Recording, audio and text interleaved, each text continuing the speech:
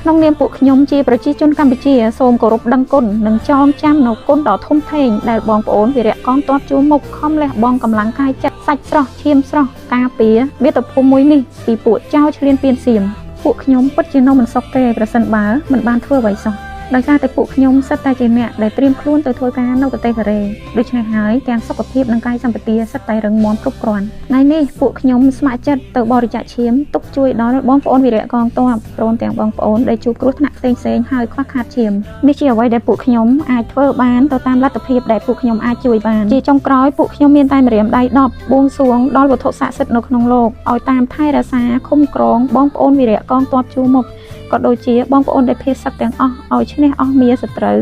សូមឲ្យជួបតែសេចក្តីសុខគ្រប់គ្នា